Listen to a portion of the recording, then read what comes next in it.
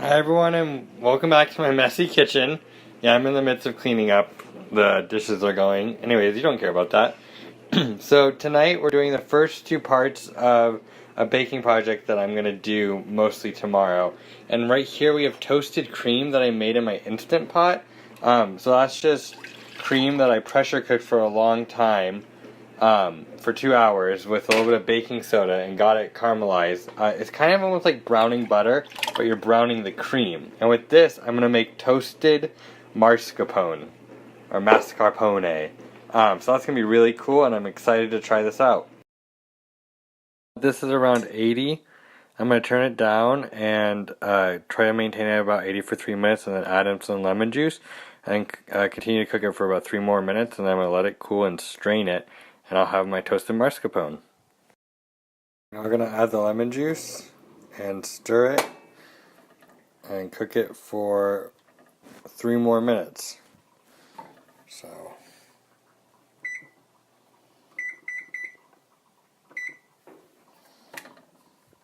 and this should start to thicken up here as I cook it more. Alright.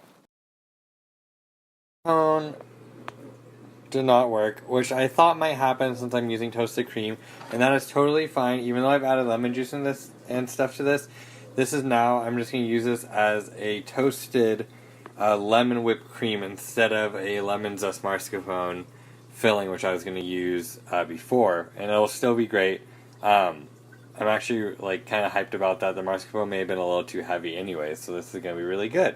So I'm just going to chill this and whip it up tomorrow when I assemble the baked good. And then over here we have the rhubarb jam that I'm trying to make. This right now is just rhubarb, lemon juice, and sugar, and a little bit of salt. And as you can see, there's a lot of liquid in that. That all came out of the rhubarb. So we're gonna let this sit overnight before adding in more stuff tomorrow. So here I have that rhubarb mixture from last night, and as you can see, there's a lot of liquid in it. That was almost all liquid released from the rhubarb from massaging it with a little bit of salt and the lemon juice and sugar. And so I'm going to simmer this until these become tender and the sauce thickens a little bit. And then I'm going to add in some of these frozen raspberries, and I'm basically just making a rhubarb raspberry jam. I don't want it super thick like a lot of jams. I just want it be able to like hold its shape a little bit. And this is going to be one of the components of the pastry I'll be making later today, and that will be a surprise. So yeah, gonna wait for this to thicken up a little bit, and then I'll be adding the raspberries. So now that that's thickened up a lot, as you can see, it's like a lot thicker. I'm gonna add in the raspberries, and these are actually gonna release a lot of liquid. Raspberries are pretty watery fruit actually, compared to things like rhubarb or other fruits. They have a lot of liquid in them. So this is gonna just probably reduce down. It's probably gonna get a little liquidy once these all become unfrozen and release their liquids, but then I want to thicken it up again. Alright, thanks for watching. I'll be back in a little bit. The sauce, or the jam, has thickened. And so now I'm going to take it off the heat and let it cool completely before I use it. So yeah, that's it for that guy. So we have this done, and we have the salt done, and as you can tell, there's a theme of rhubarb. So I don't know, it'll be good. Alright, see you later.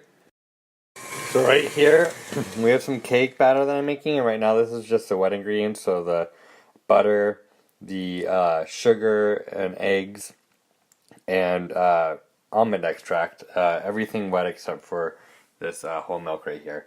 Yeah, butter is a wet ingredient because of how it can dissolve in liquid.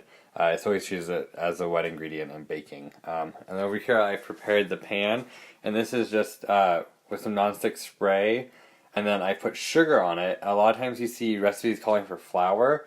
I like the crunch that actually coating it in sugar gives it. It's really nice, and I highly recommend you all try it instead of using flour if you ever have to dust a pan with something. And then with chocolate cakes, you can also use cocoa powder. Flour doesn't really add any flavor.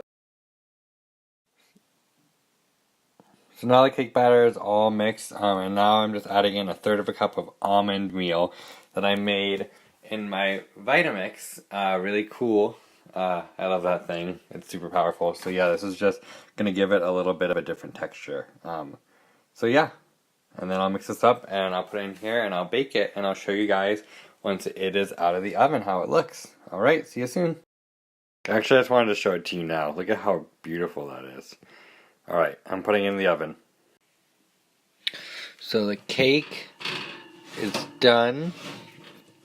I'm going to take it out. And you can see it's double panned, and that's why it has such a flat top. That's kind of a trick, is if you want to make sure you don't dome your cakes and stuff and they cook more evenly, you can always double up on the pans if you're able. And that's just like a trick I've learned, I don't know where, probably through the internet somewhere. But yeah, doesn't that look so good? Oh my god. Alright, I'm gonna run a knife down the sides before this is done cooling. Hi everyone, welcome back. So, it's been revealed now that I am making a rhubarb almond trifle. So the base layer is that almond cake I made, and I'm going to scoop on that some of this raspberry rhubarb jam and get that in there. Alright, I need both hands, and then I'll put on some whipped cream. I'll show you then. So that's all done right there. I'm going to put on a layer of this toasted cream. This I've added some honey and powdered sugar to. I didn't want it to taste too honey, and again it has that lemon juice in it that I showed you from yesterday. And so there's just going to be a nice layer of that. As you can see, I constructed a sort of like shell thing, and this is going to help so I can stack it without it getting too wonky. Okay, so that's like a good layer there. Don't want to make it too big, and then we'll bring it over here and we'll add on another thing. Okay, and we'll do that one more time, and then we'll top it with another one of these. Alright, I'll show you when it's all done. Well, there you have it, folks. So this is now topped with that toasted cream, whipped cream, the jam, and some sliced, very thinly sliced rhubarb, and the rhubarb salt. I'm going to sit down and enjoy this trifle. This is a completely of my own creation. I know it's a little sloppy, but I'm still learning. Yeah, well, thank you for watching, and if you ever want me to try to attempt making something, you can always let me know. Always welcome to suggestions. Alright, see you next time in Ben's Kitchen.